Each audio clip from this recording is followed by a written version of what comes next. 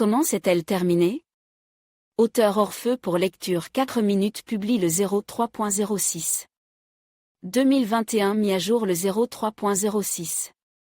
2021 La série Black Sea raconte une histoire qui s'est déroulée pendant la Seconde Guerre mondiale.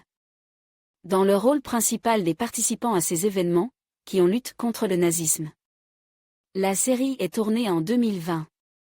L'intrigue se déroule en 1944. L'Union soviétique dispose de la flotte de la mer Noire, la flottille Azov. Elle peut-elle attaquer? Pour ce faire, l'ennemi dispose d'unités spéciales capables d'attaquer sous l'eau. Les principales forces qui luttent contre le fascisme peuvent être détruites. Afin de remédier à la situation à Novorossiysk, envoyé le capitaine de 2e rang Sergueï Saburov. Il aidera dans la guerre contre les sous-mariniers ennemis, qui sont dirigés par l'agent 15. Saburov doit maintenant le retrouver, puis éliminer le centre d'entraînement des sous-mariniers nazis. Les enjeux sont importants. Les nazis peuvent être chassés de Crimée. Les forces navales soviétiques se préparent à le faire. Mais l'un des navires russes explose. Il s'agit probablement de sous-mariniers ennemis. Une mine d'un type particulier a été utilisée, qui est attachée à la surface métallique du navire. Le succès de l'opération dépend maintenant du nouvel homme de Novorossiysk, Sergueï Saburov. Il est formé pour combattre les sous-mariniers. Mais avec son arrivée, la mort s'est invitée dans ces lieux. Egor Solet, le camarade de Saburov, est mortellement blessé.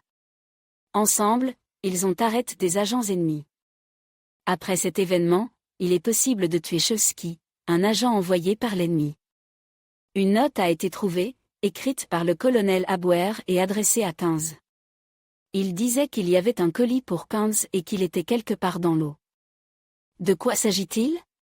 Peut-être des mines magnétiques spéciales? Heureusement, 15 et Chevsky ne se sont jamais rencontrés. Ils ne se connaissaient pas. Mais Saburov est prêt à remplacer Chevsky pour voir 15. Dans la suite de la série, Irina Rotan, qui travaillait pour 15, a été révélée. Elle raconte tout sur le centre d'entraînement des sous-mariniers ennemis. Avec son aide, il décide d'organiser une conversation privée avec Saburov, sous l'apparence de Chevsky et de 15. Mais ce dernier est très prudent. Il décide de tester Saburov, car il y a des doutes à son sujet. Soudain, il sera possible de séduire 15 et d'atteindre le colonel de l'Abwehr, le comte Kotrianu. 15, qui porte également le nom de famille Panin, ne cédait cependant pas. Il croit sincèrement aux idéaux des nazis. Saburov l'emmenait à Leningrad. Là, il tente de le convaincre que le père de Panin est toujours en vie. Le comte Kotrianu se contente de l'utiliser. Au cours de l'intrigue, Panin réussit encore à se faire prendre. Il redevient major et est complètement amnistié. Il donne les coordonnées du centre d'entraînement sous-marin du comte Kotrian. Il s'avère qu'il se trouve sous terre et qu'il est donc invulnérable aux frappes aériennes. Panin dit qu'il peut se faufiler et détruire l'école de formation, car il y a accès. Puis il part, laissant le front. Il doit se rendre au centre d'entraînement du colonel de l'Abwehr, le comte Kotrianu. Elena, l'ex-femme de Saburov, se rétablit et quitte l'hôpital. Le colonel Abwehr cesse de faire confiance à Panin. Il commence à le tester. Il réussit tous les tests, après quoi le comte Kotrianu décide de faire à nouveau appel à ses services. Après tout, il est comme un fils pour lui.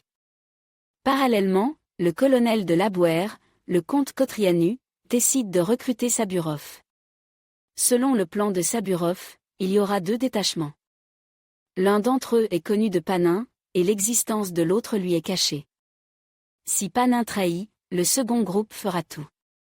Le comte Kotrianu agit lui aussi en catimini. Dans le final de cette passionnante série, le comte Kotrianu dit à Saburov qu'il n'y avait personne dans son centre.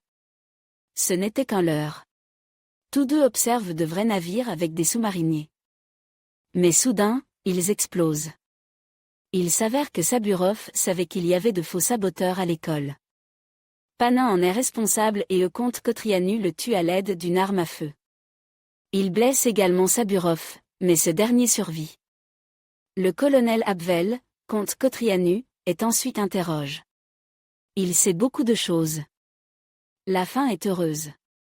Saburov vit un événement agréable, car Elena attend un enfant.